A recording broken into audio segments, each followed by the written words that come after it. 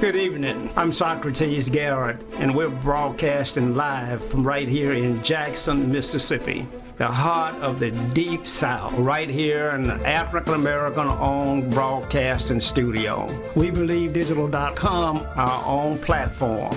And so it's critically important that in the African-American community, we control the narrative. I look forward to receiving opportunities to show and advertise your products for goods and services and to move your brand along in this community. We're broadcasting live on Facebook. On We Believe Digital Podcast, go to Roku and download our app, and We Believe Global, with shows like this to bring articulate, intelligent conversations and dialogue to our platform. So I'm here to continue sounding the alarm. This is how the South is going to rise again.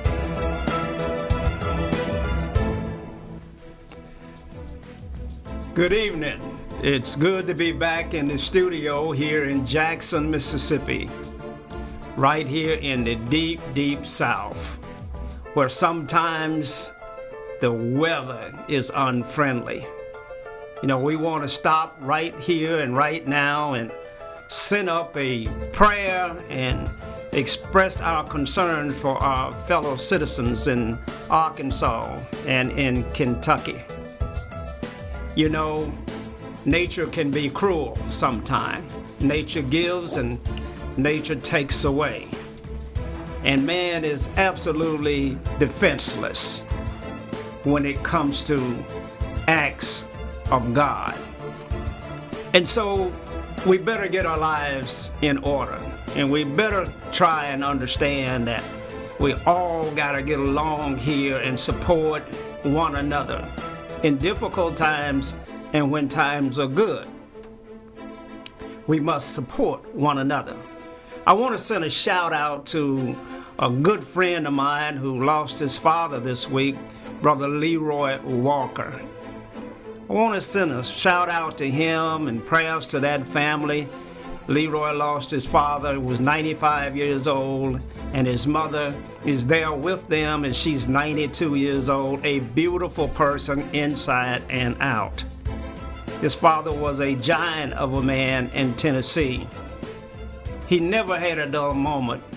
I've never heard him have a down conversation about anything negative. He was always upbeat and positive and looked forward to a brighter day. Leroy Walker owned 20-some McDonald's here in Jackson, Mississippi, a giant of a businessman. He served on many boards and continues to serve on many boards in this state. So our prayers are with you, Brother Walker. I know you're watching up in Tennessee. We love you, and we hope that you get through this thing as best you can. I know how difficult it is. Now, to our viewers, you can find us on WeBelieveDigital.com. You can find us on Facebook at We Believe Digital Podcast. On YouTube, it's We Believe Digital. And on Roku TV, download our app, and you can watch us on Roku TV. We sit right there next to Netflix and Showtime and all of the other giants. And one day, We Believe Digital will be recognized as a media conglomerate, controlling the narrative, making sure that we chronicle the achievements and the history of African Americans throughout this country, and never letting anyone forget the role that we played in making this country what it is today. African Americans are essential to the success of America. And it's time for America to start treating them that way. Let me not say them, let me say us that way. Because we've given so much and gotten so little in return. And imagine an African American business person being in Mississippi, the poorest state in the nation, with the most racist history of any state in the nation, and yet African Americans rise. And we achieve, we continue to grow and strive and believe that we can make this place a better place. As always, I have with me our co-host, Dr. Eldridge Henderson, and I have a special guest with us tonight, Lee Bush Jr.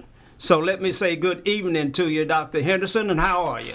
Hello, sir. I'm doing fine today, and I want to agree with you. I will agree. This is a good time to be alive, Mr. Garrett. Opportunities are unlimited for people here in Mississippi and all over the nation. They have more money flowing than ever in the history of America. And if people start putting plans together with line items in a budgetary fashion, they can get some of this money that's available in America. Black or white? Well, I saw that the COVID money came through earlier. I'm not sure that money reached the African American business community. I didn't feel the impact of it. Well, it didn't. It didn't reach it because of certain requirements. And I have shared that with some people. In order to get some of that money, black businesses had to meet at least 11 requirements, and most of those that I talked to only could meet 3, 4, or 5. There were a few that met all the requirements to get that money. And many didn't have the resources to pay someone to fill out the application. Many didn't have the technology to get all the information they needed so they would know what to put together, just on and on and on. And maybe that's not their fault altogether, but I would say it's about 99% of their fault, because when something is available, one should learn how to get it, find what the requirements are, meet the requirements, and then seek it. Well, we're going to come back to you and develop that a little bit more, but I want to go to our guest, Lee Bush Jr. I want you to tell our viewers we've been seen in 139 countries and all of the platforms that I just named. So tell us a little bit about who Lee Bush Jr. is and the Bush family and what you guys are involved in today. Okay, yes, my name is Lee Bush Jr., born and raised here, Jackson, Mississippi. Family's been in the waste management business for about 25 years.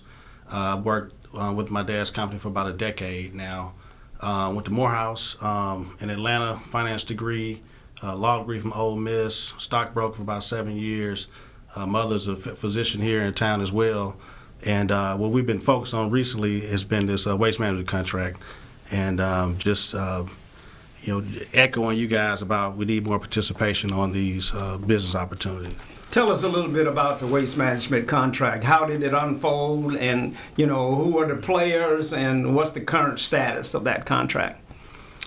Okay. Well, at this present moment, we had 3 bidders for the contract: Waste Management, FCC, and Richards Disposal out of Louisiana. And we're coming on the heels of the emergency contract, in which National Waste was denied an opportunity to participate in that contract. And so now we're up again for an RFP. And so it's up to the mayor and his committee to decide who they're going to recommend to the council.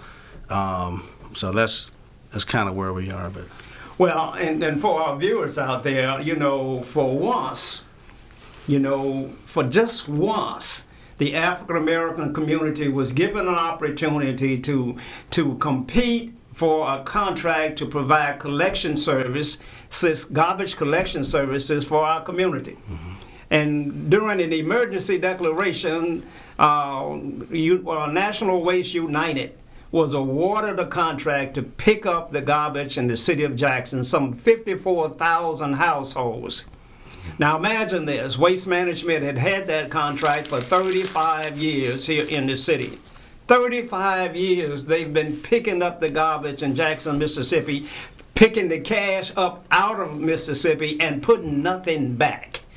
For 35 years, and then our mayor, when the situation arose where he ran into a conflict where he had to rebid the contract because the council did not approve the group that he recommended, we went into an emergency status, and a black firm consisting of myself, Lee Bush Jr. and Lee Bush Sr., the Pickett brothers, all put together the kind of resumes necessary to win that award.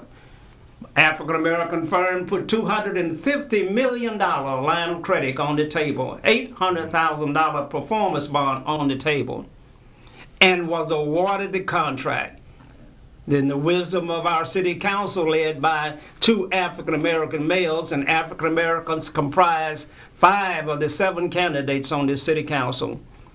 2 African-American males decided that they would vote to overturn the declaration and nullify the contract that had been awarded to African-Americans. Now, folks, we realize who Waste Management is, and we realize that they have a stronghold in black communities and communities all across this country, and have had that for so long. But imagine just for one moment that African-Americans would be able to pick up their own garbage in urban cities where they're 85% black. Imagine what that would have meant to a community where not only will we have workers being better paid, better wages, better chance for advancement, but think about all of the auxiliary businesses that would follow that contract. African-American business would provide tires and insurance and fuel, body shop work, road repair work. Think of all of the things that would happen. An $11 million contract, Dr. Henderson, would in fact have turned into a $100 million contract if the African-American firm had been allowed to keep that contract that it had been awarded. But it was taken away from us, and specifically, Mr. Bush, it was taken away from your family. Doc, what do you think about that? Well, I think that is normal, is expected, because when you have a deal, Mr. Garrett, where you have been working for others all your life, depending on the unnecessary characters to help you make decisions, and you want to stay in their grace, you can always find someone that they can pull aside and make deals with, and they will go against any contract for a black person or anyone they don't like or anyone they've been told not to support, and have good reasons to believe that they are correct. Doc, hold on one second. Caller, you're on the air. Hello, how are you all doing? We're doing fine. I just wanted to make a statement relative to the comment you made, Mr. Garrett, about Mississippi being a poor state. And I don't think that Mississippi is necessarily a poor state. I think they're just not sharing. They're just not what, caller? Sharing. Sharing. They're not sharing. What do you think about that, Yes, Doc? sir. Well, she's exactly right. That is a fact. I told you before Thank you that so much. Thank you for the call. there's more Thank you, money in caller. Mississippi than ever before. The governor, the legislature, and others have all the money they need to do anything that's good that could be done in the state if they would just allocate the funds where it's needed most. But historically, that's not a good idea, Mr. Garrett, because if you solve the problems that you have created, you won't have anyone to pounce on when they start coming up economically, getting better socially, reducing criminal activity because the monies will be flowing in the school system, the parents will have more to give the kids an opportunity to get a better education. That will change the whole dynamic in any city.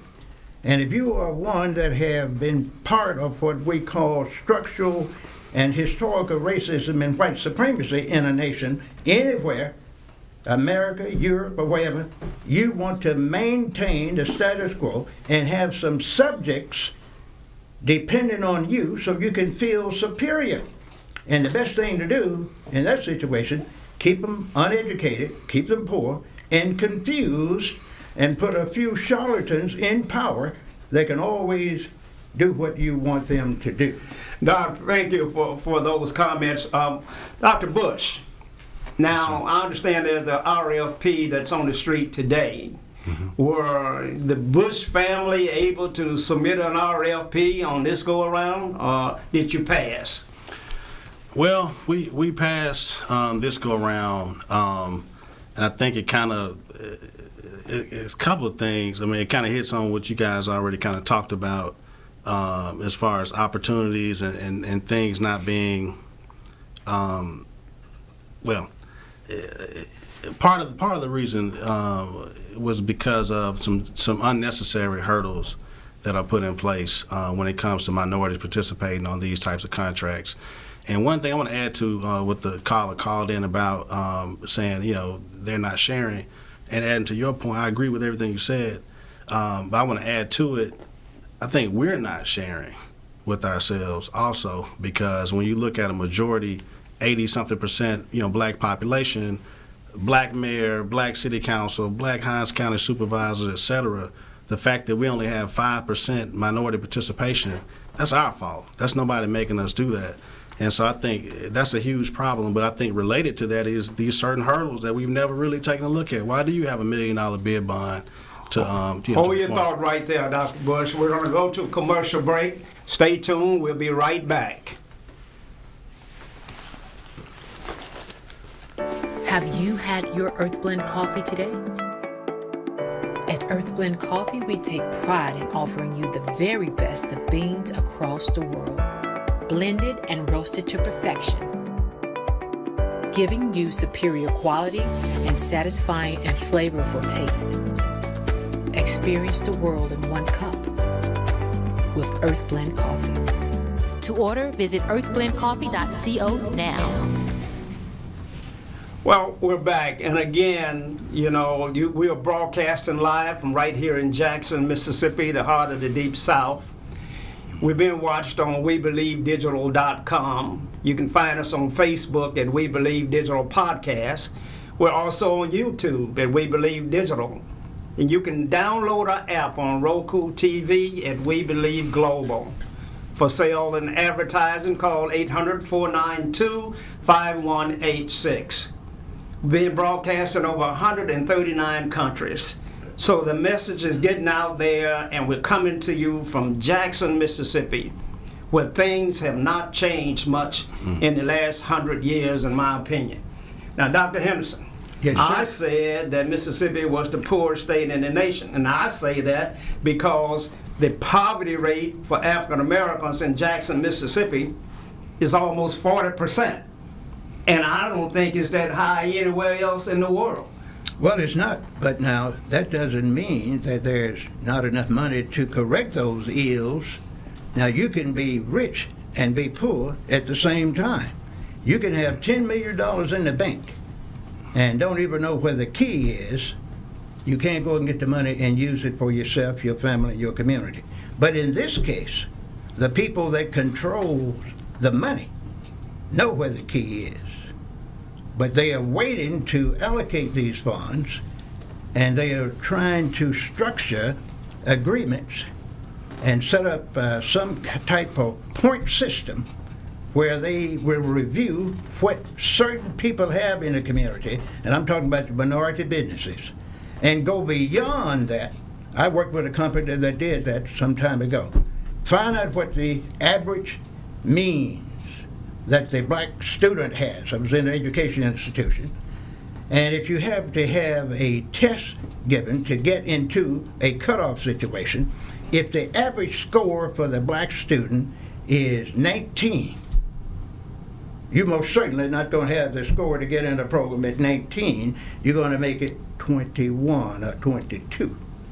Even though the black student has been ill-trained for years because of inadequate funding in the school system, he has the mental ability to do anything he needs to do, but he didn't have the teachers with the skills and the funds, and all that person needs is an opportunity. Even though they will start on the finish line with a deficit, but a thirsty, hard-working person that sees an opportunity down the line will do extra work to be the winner. Well, that's what's happening. I think that there are callers that would agree with that. And so, but we do have a situation now that Dr. Bush was alluding to, that African Americans control everything in Jackson, and yet our conditions don't seem to change. So, Dr. Bush, what are you saying? Are you saying that African Americans are being unfair, that we're treating ourselves worse than when we had white leadership? Absolutely. I think that first to that point about us being a poor state, I think a lot of times, being in Mississippi, we don't give ourselves any kind of credit, but we're in the poorest region in this state too. It ain't just Mississippi. I mean, Alabama's not first. I mean, Louisiana's not first either. So we got to look at the whole region when you look at poverty and not just saying we're last in everything. But to your point, I definitely think that we're definitely not doing for ourselves. I mean, we make up almost 40% of the state. We got a lot of black state representatives, senators. I mean, you name it. We've had that for quite some time. I mean, really, you go back in history, the first black U.S. senators came from this state. The first Reconstruction. So, to me, now we're in almost a third Reconstruction, if you will, after the death of George Floyd, and we still are doing the same things. I mean, it looks like apartheid South Africa. Well, why don't we return to white leadership then? If black leadership is failing us, and if we're being betrayed, why don't we just say, okay, maybe it's time for us to abandon the Democratic Party, abandon black leadership, and go with white leadership or Asian leadership? What are you saying that? What I'm saying is we have to, regardless of what color the person is, we need to put demands on those that we vote for. I know there's a big push on us voting. First, we couldn't vote, so that's one thing. But now we got the right to vote, and we don't know what to do with it. We've got people in office that are not doing anything for our communities, and so we left to a bunch of sound bites and fish fries. I mean, that's about all we get. Dr. Henderson? Well, I've learned from experience, Mr. Garrett, that when you are working in business type situation, when money is involved, you must find your own vote and make it happen in your favor by courting the person before you submit a contract and get people to back you or support you and let them know clearly that I expect your support. And if you don't support me, I am going to make sure that you are punished during the next election.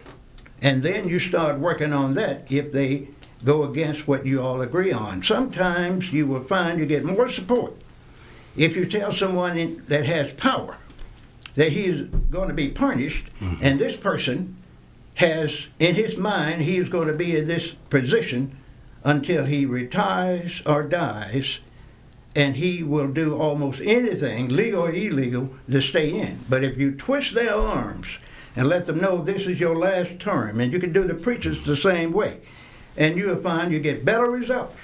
A lot of people don't like to hear that, but that's what people do that have a lot of money. They go and get with these folks, work out deals with them, legal deals now, not illegal stuff, and they get what they want. Money talks. I don't care who you are, and if you don't believe that, keep on living. Now, when I was in the Army, there was a thing that we called friendly fire. That's when I'm getting shot in the back by my fellow soldiers. That's right. That's not an incoming from the enemy. I'm familiar with that. You're familiar with friendly fire? That's right. I think we're getting some friendly fire in the African American community from our African American elected officials. And so I'm trying to determine exactly where the enemy is. Have you guys been able to clearly define? You seem to talk more about the oppressors and the things that have happened to African Americans that kept them in the position they're in today more than you do about the fact that we control everything that Dr. Bush was saying that we ought to be doing more for ourselves. Now, we really don't control anything. See, when you can't make the final decision, you don't control anything. I told you that earlier. Whenever you have to go and seek support or approval from someone that gave you maybe $10,000 or $15,000 on your campaign, or hired 2 or 3 other people to run in the race so you could win, you just can't feel comfortable not going to those folks and running it by the big boys and say, this is what we have. Certain people have given us a contract. I want to do this. No, son, you can't do that. You do that later. It's too soon. They are not qualified. They don't have enough experience. They don't have enough money. They are not bonded. They are not licensed. They are not insured. Oh, yeah, they have all of that. Well, we need to give them a little more time. They're not quite ready yet. You can't meet the requirements in a situation when you have that colonialist type attitude and when it's bred in your system on both sides, the white side and the black side, it's hard to overcome that because you're looking at several things. You're looking at white supremacy. You're looking at institutional racism. You're looking at structural racism, systemic racism, and self-hate, and aggressive economic tendency for those that have to keep where they have and keep you out of the loop. It's just that simple, Mr. Garrett. Well, let me pick up one of those planks and ask you, Dr. Bush, to talk to me about self-hate. Doc mentioned the fact that self-hate was one of those things that keeps us in the position that we're in. Are you experiencing or are you able to see how self-hate is being portrayed in this community? I definitely do. I think that, we need to use the power that we have. We do have some resources. We got more resources than we ever have in our community to some degree. But at the same time, I think we have to be intentional about doing business with each other. And you're right, self-hate, us not wanting the next, black person to do better than we are, et cetera, that comes into play. We rather give it to the white man who's oppressed us than to give it to the business with ourselves, empower ourselves. So I think that definitely plays a part. But I think we need more people that run on the ideas of doing business with local black people in our community, and then we need to hold them to it. I think that we have just been settling for, what people have presented to us, but we need to put more demands on it. But I definitely think we have a self-hate problem, and I just think somebody's got to take the step. I mean, you look at, I went to school at Morehouse College in Atlanta. We had Maynard Jackson. That was an example. He was a graduate of Morehouse, but he took the leap of faith and did business with black people in that community, and that's one of the reasons why it's so successful today. I was reading an article about Herman Russell, who's a huge black contractor in Atlanta, got his biggest deals, working with Maynard Jackson. He had no experience doing the runways for the airport. They did the airport there. He had no experience doing that, but he said, I got experience doing driveways. You understand? So residential driveways, he had experience, but he built on that because he had an opportunity. But it took a strong leader to step out and make that kind of decision. And as you can see, there were big results. But not just rhetoric, it's got to be something for real. Now, why can't it happen in Jackson if it happened in Atlanta? I mean, there's an example of a black man who did it, who did the necessary things to make the black community move up, be in the middle class. Why can't it happen in Mississippi? Are we different over here? Well, we're not different, and it can happen in Mississippi. But one has to have that foresight and that strength to be his or her own man or woman and make a decision like Maynard Jackson's. I was in Atlanta during that time myself, sir, back in the 70s and 80s, okay, when Andrew Young, Maynard Jackson, some of the others, Mr. Russell were getting all those contracts. Mm-hmm. Maynard Jackson made probably 19 or 30 blacks millionaires during that period. And they are still rich today because that money passed down for several generations. So you have to sometimes put a good whipping, Mr. Garrett, on these elected officials and appointed officials that want to maintain the status quo. For instance, suppose you in a white district and they give all the contracts. You have 15% of blacks in a district in Dodge City, and they get 90% of the contracts. I guarantee you, before the sun rises, the next day, somebody's going to be in court. So now if you have Well, the National Guard will probably be here. They will. Yeah. FBI and everyone else. Right. So sometimes you have to get with these elected officials and others and say, I am going to sue you and charge you with racial discrimination. Here I am in a city with 87% black, that's right, and I'm getting 10% quota, and you are saying that's the rule. That is against the law, and you could sue those kind of folks nationwide, sue the individual, the municipal institution, and the appointed and elected official. Well, we're going to continue this conversation, but it's such a serious conversation.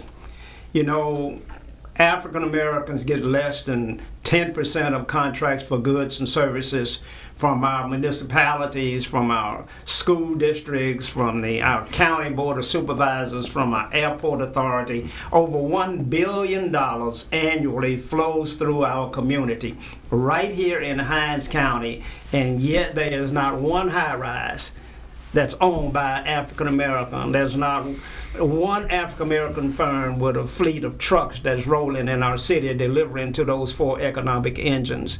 There is no evidence that this money flows through our community. All we see is poverty and despair, high crime rates, and hunger.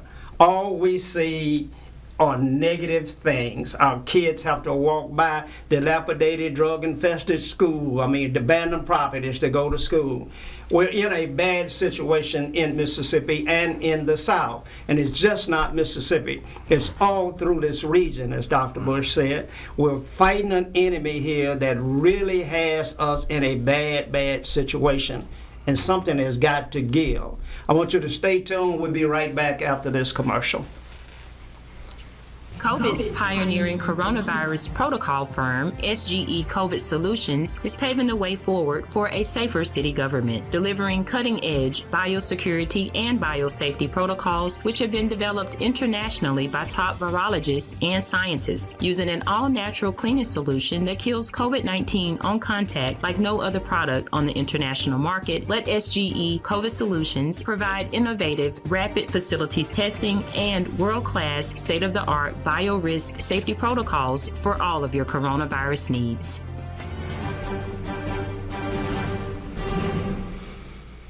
So I think what we've concluded is that African American leadership is failing the African American community. Maybe not by design, certainly not their intentions or desires, but you could be my best pitcher on a baseball team. But if you're not getting anybody out, I got to replace you. The problem that we have in the African American community is that when you go to the mound to replace the pitcher that's not getting anybody out, there's no one in the bullpen to turn to. So you have no one you can call up to take their place. So we continue to allow the opposition to score and grow and develop their communities while ours remains in a state of decay. When I look at the surrounding cities of Jackson, our metropolitan area is growing, beautifully landscaped areas, parks and recreations and tourism, shopping centers, every kind of outlet that you might name is all around Jackson, Mississippi, but nothing in Jackson. What Jackson is experiencing is a loss of revenue because all of the white businesses moved out, and now the top 10% of the African American community has moved out as well. Yes. And Doc, when you take the talented 10 out of your community and send it to the suburban communities, what does that do to the community that remains? It kills the community and have the community like a bunch of rats in the bottom of the barrel eating each other, fighting for the few crumbs that are there, and they can't climb out because when you have a situation where the money has moved, they have all kind of covenants put in place, gated communities and all kind of things, high rent and so forth. And the black person, even though they can ease out just a little bit, can't afford to rent, can't afford to go to the private schools because they don't have public schools in those areas, because if they do, you have to have certain family connections to get in them. And at the same time, unless you play basketball or football, if you're a black person, you're not going to attend those schools in those upper class white neighborhoods. Believe it or not, it's not equal. But now if you are a good basketball player, football player, you can be a F student, and they will send you to a private school and pull your grades up, and you can get a position and play quarterback or running back at these private schools. But now, once you get out, you are doomed. unless you're so good where you can do the same thing on the college level. And what they normally do, if you are in special education, I told you I've worked in the system, and you're a good basketball or football player, the coach from one of the big schools will get you during your senior year, give you 1 or 2 semesters in the summer in a private situation. For some reason, you pass all of your courses. If the requirement you have to make 23 on the ACT, the American College Test, you take the test and you pass it. And you go and play football or basketball at one of these big institutions. They don't expect you to graduate. They expect you to play for them 2 or 3 years, make the school rich, and go pro. And if you hurt yourself, they kick you out because you done lost your scholarship. Even if you had your private money, you couldn't compete in the academic area, and you're lost, and you go back home to your mother. Why are African Americans sending their star athletes to white schools, Dr. Bush? I think that, once again, we're not aware and we're not intentional on what we do with our resources that we do have. I think that, one trend I do see just happen today, which I think we continue, but #1 recruit in the nation, high school, decided to go to Jackson State. That was huge. I mean, that made every headline today. I think that if you look at the impact of Jackson State this season, they made a $30 million impact on this city. That's the type of impact you can have with black people coming together. I mean, that stadium was 50,000, 60,000 full of black people. So we need more examples of this. We need to ride on that momentum. We can do a lot when we pool our resources, and we pool our resources every day with the city, but we're not getting the type of business reciprocated, with our community. So I do think it takes resources. We need to encourage people who do have resources to contribute, to the political system and hold people accountable, but also with our voting power. We need to come together, and, if you don't have finances, you can still vote for people who are going to stand up for your community. So I think we need to be more intentional about doing business with each other. And also, one last point, I think that, crime is connected to this. We talk about crime, we often playing defense to the point where it's just hire more police officers, pay them more.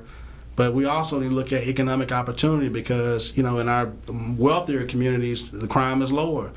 And we talk about education being bad. Well, education is funded by property taxes. I'm in the real estate business as well. I mean, we need to have special programs to, attract black investors to buy property.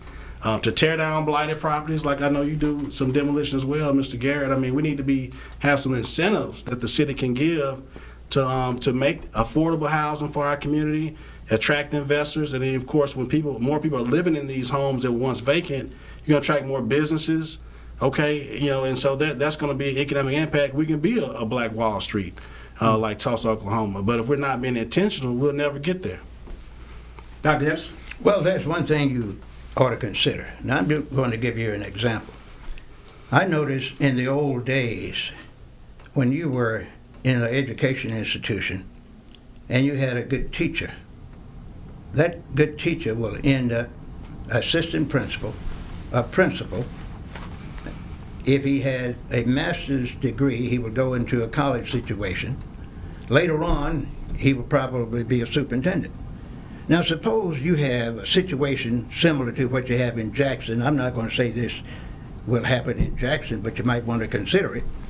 They got an outside person that moved into this area, changed the history of Jackson State, has connections all over the United States in all kinds of different arenas.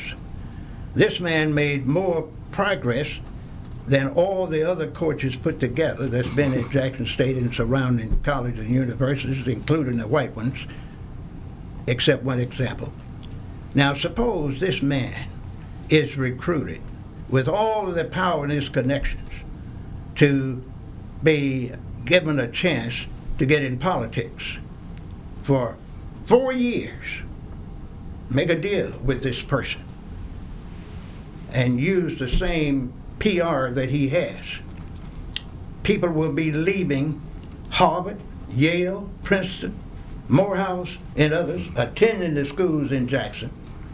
You will find contractors and money moving downtown, and you'll find all kind of things happening. Now, we know this is not going to happen, but this is an example. So you can't keep the same people that are not performing in these positions forever.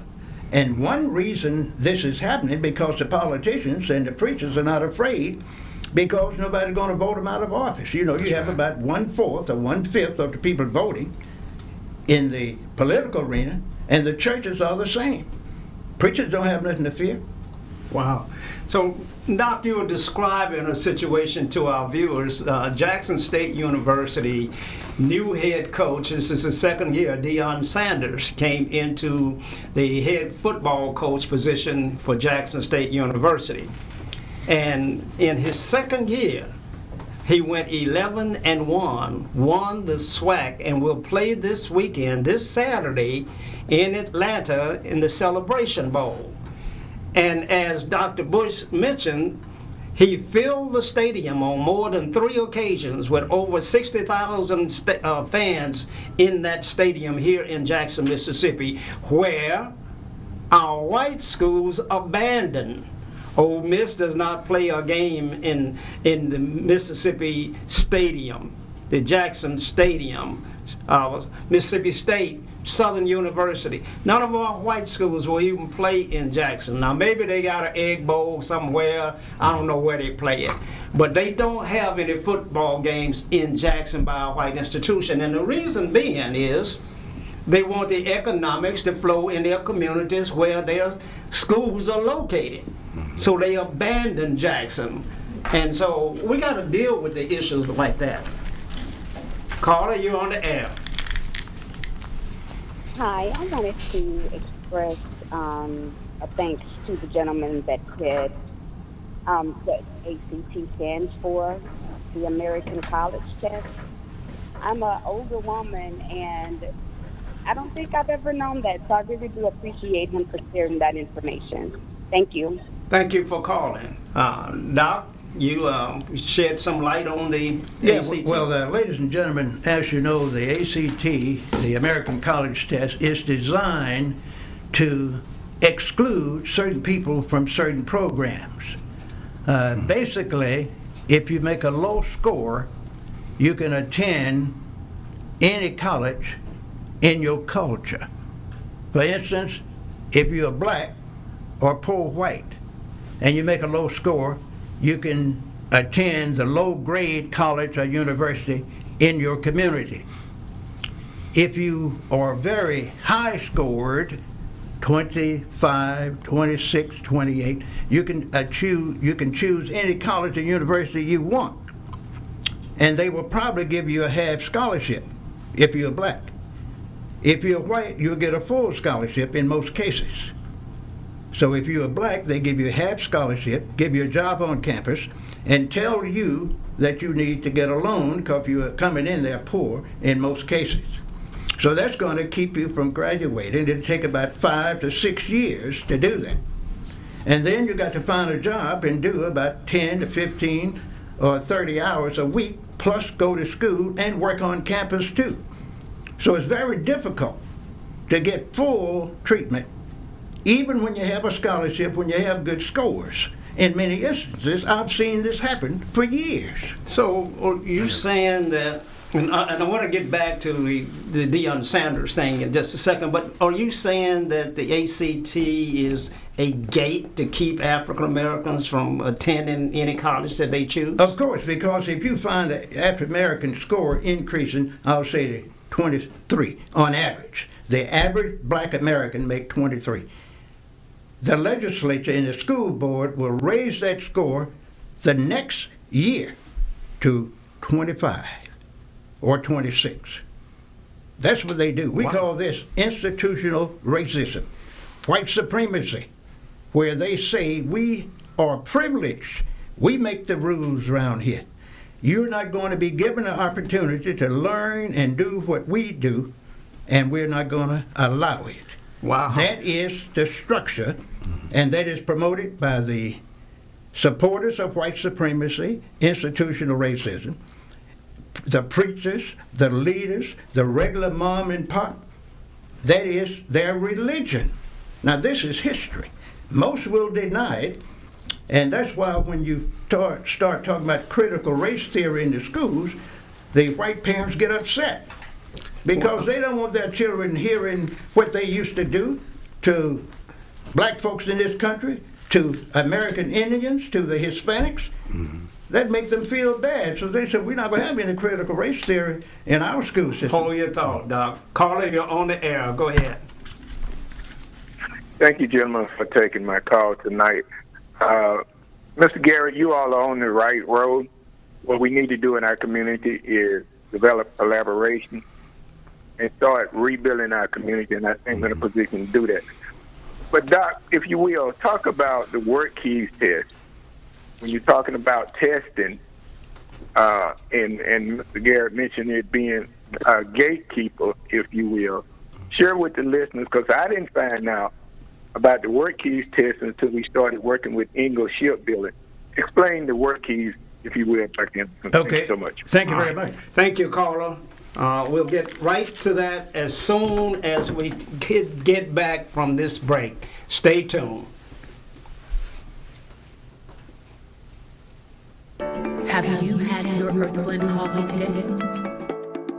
At Earthblend Coffee, we take pride in offering you the very best of beans across the world, blended and roasted to perfection, giving you superior quality and satisfying and flavorful taste. Experience the world in one cup with Earthblend Coffee. To order, visit earthblendcoffee.co now. Doc, we're back.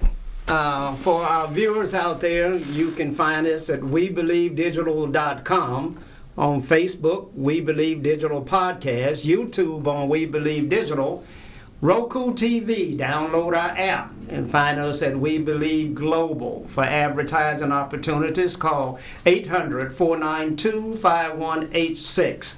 Doc, you were making some points that the caller wanted you to expand upon in terms of the training, the ACT, and things of that nature. So go ahead. Yeah, well, this caller mentioned something called work keys.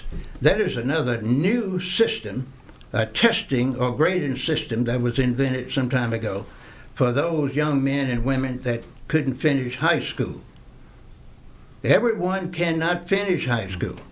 Every student cannot get a GED. It's tougher to get a GED than finish high school in most cases. So they have something called work keys, and this is set up similar to a high school program where you have three categories. To make it simple for the viewers, let's say you have medium, intermediate, and high scores. And if you make a medium score on the work keys, industry will give you a job without a high school diploma or GED.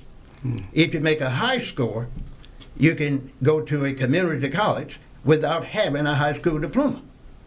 And you can get in skills in construction and others at shipbuilding plants just because you made a high score on that work keys.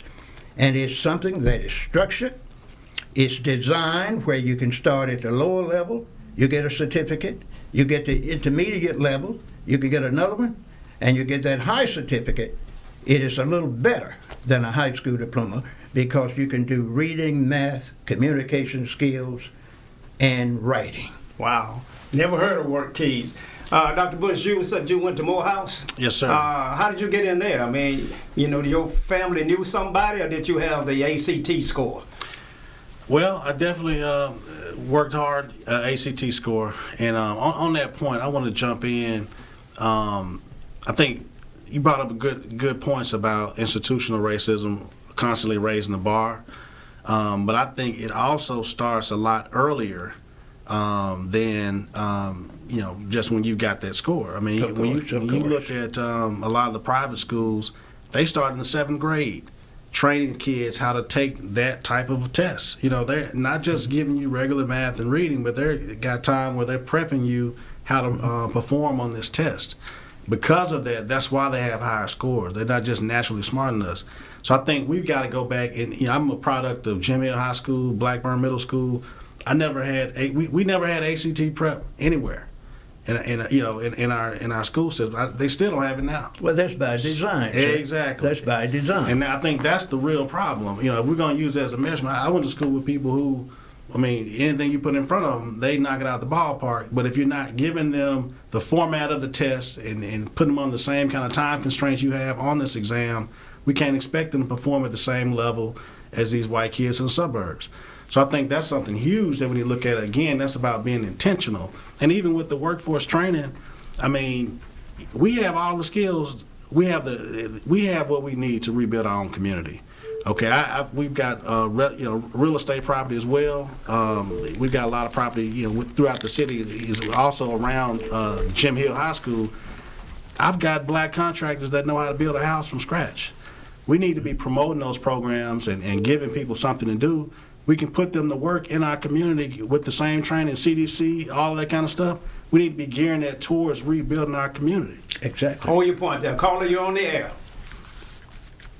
Hi, I made the statement earlier about the ACT, and I just wanted to add that I'm a graduate of Belhaven. I have a bachelor's degree in business management, and I have a daughter who just recently graduated from Mississippi State a week ago, and I have a son who has one semester to go at Jackson State, and another daughter who's completed a year at Mississippi State. So I just wanted to share that information and the fact that the colleges are very diverse, and the ACT does play a prominent part in education as it relates to what I believe his name is Mr. Eldridge or Mr. Henderson was saying. So thank you very much. Thank you, caller. Let's talk about a solution, Mr. Garrett, in this situation.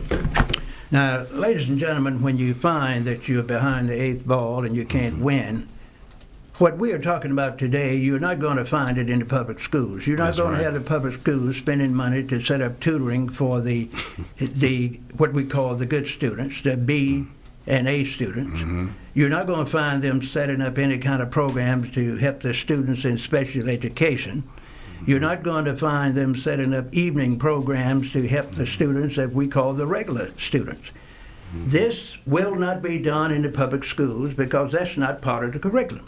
Mm-hmm. If you don't do this in the church and community organizations, ladies and gentlemen, you and your kids will always be third rate when it comes to getting out of the 90%. Mm-hmm. Mr. Garrett talks a lot about that 10%. When you're down at the bottom in the 90%, it's hard to get to that 10% where you can be competitive. Mm-hmm. I'm only concerned about the 90%. Because even 10% of the slaves had it made, believe it or not. I have the history behind me to prove it, but I'm not going to do it. So that's what you have to do, ladies and gentlemen. You all that belong to these churches, a lot of them out of business, you need to tell those preachers and others to start teaching ACT, work keys, start tutoring programs, let the third graders teach the first graders, and on and on and on. You don't have to be certified to be a teacher these days. Keep that in mind. Hold your point. Caller, you're on the air. Go ahead.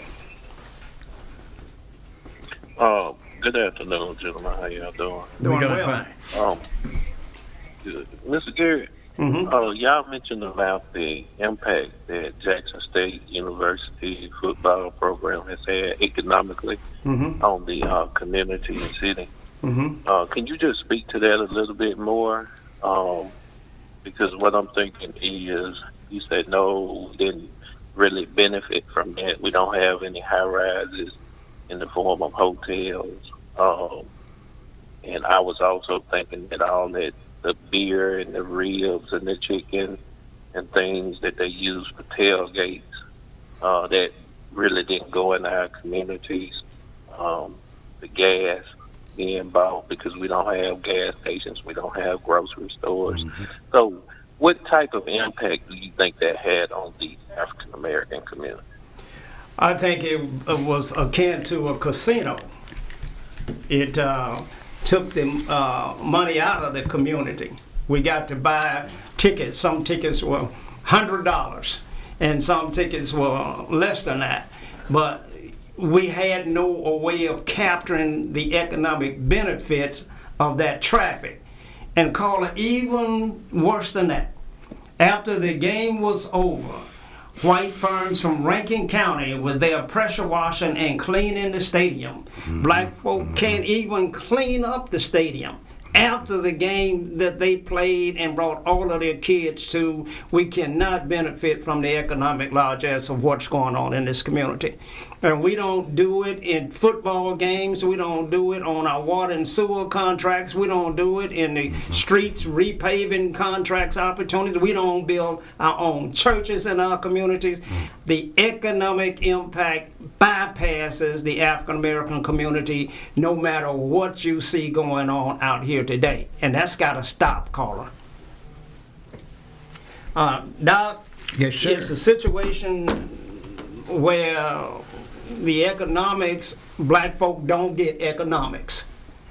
We just simply do not get it. We believe that money is the root of all evil, and that anybody who is trying to acquire it, to get it, is evil. And we don't understand the roles that corporation and business people play in the community. And until someone educates us on that, then we're doomed because our consumers will not shop with us. Well, Mr. Garrett, I will educate you on it right now since you asked. The lack of money is the root of all evil. The more money you have, the less stealing you're going to do, the less gambling you're going to do, the better you're going to eat if you have money. So if you lack money, you can expect evil. Even your health is not going to be good. So I tell people in a capitalistic society, if you don't put emphasis on getting more money through work or any means you can do it legally, you are not doing yourself a service. So stop thinking that money is evil. The lack of money is evil. Well, I've had a lot of people say to me, don't you have enough, Socrates? Why do you want the garbage contract? Why do you work so hard? Why haven't you retired? What is it that makes you want to stay out there and try and keep working and achieving and growing? Don't you have enough? But they don't seem to see that if you're talking about Ford, or if you're talking about Chrysler, if you're talking about Nucor Steel, if you're talking about Hemp Hill. It's all right for them to continue to grow and get out there every day and try to build a business for the next generation. But black folks don't see it that way, Doc. But Mr. Garrett, you need to tell that to your good friends when they tell you this. Well, I tell you, my good friend, this is the last day we're going to be talking to each other. When I see you from now on, I'm just going to wave at you and say, how you're doing. Those kind of people are trying to put poison in your system and get you addicted to being what I call an evildoer, where you say you have enough. You never have enough money. You never have enough power. That makes the world go round, Mr. Garrett. So anyone that tells you you need to stop and retire, what are you going to do if you retire? Get fat, die, start drinking, and smoking dope. Carl, you're on the air. Go ahead. How you guys doing tonight? Doing good. Doing fine, sir. That's good. That's good. Well, from listening to the conversation, I pick up Hosea chapter 4, verse 6, and it reads, "My people are destroyed for the lack of knowledge." And that's exactly what position we in right now. We are being destroyed because we reject knowledge. We don't want to talk about these type of things, you know, and that's what's hurting us. We keep turning the head to this type of stuff, and we see that the situation, these kids are getting worse and worse, and everything is getting bad. So when we start listening to that knowledge, then maybe we can make a change. Well, Carla, what do you think we got to do to get our leaders to understand what we're talking about, those that we put in position? Oh, well, they got to, first of all, we have to come back to God, and they got to have that spirit of God to guide them to guide us through this wilderness right now, because we are in the wilderness, and we need true leadership, you know, and and we can get everybody to come back to God and follow these commandments, man, and that's the basic foundation. If we don't know how to love each other, then there's no foundation. If there's no order, there's no foundation. Right. Well, Carter, thank you so much for your comments. Yeah. I appreciate I want to jump in. All right. Okay. Doc, Yes, sir. go ahead, Dr. Bush. Okay. Yeah, I want to get you all's feedback on this too. It seems as though on the heels of integration, we were very well aware of entrepreneurial, us, black people owning businesses. So, I mean, when you had a Maynard Jackson, I mean, that was only a few years after King died. I mean, you had a strong black business class, at that point. I think now it seems like with integration, we're more consumers. I mean, we don't understand what we had. We couldn't vote then, but we own businesses. I mean, you talk about Fair Street and Mount Bayou, Mississippi. I mean, you had black communities, say Tulsa, Oklahoma, Rosewood. You had black communities that knew how to circulate dollars, but it seems now we're not being taught it in school. We know that. It's not really being pushed in church, even though church, funeral home, and barbershops the only thing we got left, as far as businesses in our community. And that's temporary. Yeah. So what do y'all have to say about that? Well, let me tell you what the two major problems that cause black people to suffer more in America. Two problems. One, slavery, and the other one, when you had these charlatans out here talking about integration. Mm-hmm. Martin Luther King Jr., Andrew Young, many of those so-called civil rights workers and leaders were talking about integration. They were saying what you have is not good enough. And I don't want to get into this situation in Jackson where in the early 60s they had at least 4 black hotels. Mm-hmm. They had all kinds, they had several movie theaters in Jackson, Mississippi. Mm-hmm. All kinds of businesses. And within 5 years after so-called integration, the black hotels disappeared. Yep. The black theaters disappeared because those advocates said, we want integration. What we have is not good enough. We need to go to the white folks and use their goods and services. And the white folks send certain whites out and say, that's good. That was by design. And then I'm going to finish by saying, all those blacks that talked about integration, those that they didn't kill, when they changed their mind and found out they were wrong, they gave them a job with state or federal government and made them ambassadors and assistants to the governor and all kinds of things throughout the United States. And they told son to retire, and I'm going to give your child a scholarship to Duke University, and we're going to have you get a check until you die because of your good service. Viewers, we're broadcasting live from Jackson, Mississippi, right here in the Deep South. You can find us on WeBelieveDigital.com. On Roku, download our app, and you'll find us at We Believe Global. We're going to continue this conversation for our last segment coming up. Stay tuned to right after this commercial.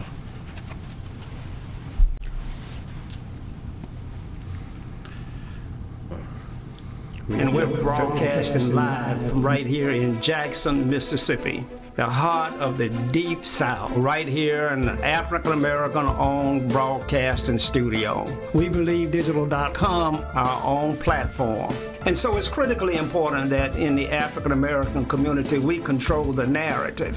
I look forward to receiving opportunities to show and advertise your products for goods and services and to move your brand along in this community. We're broadcasting live on Facebook. When We Believe Digital Podcast, go to Roku and download our app, and We Believe Global, with shows like this to bring articulate, intelligent conversations and dialogue to our platform. So I'm here to continue sounding the alarm. This is how the South is going to rise again.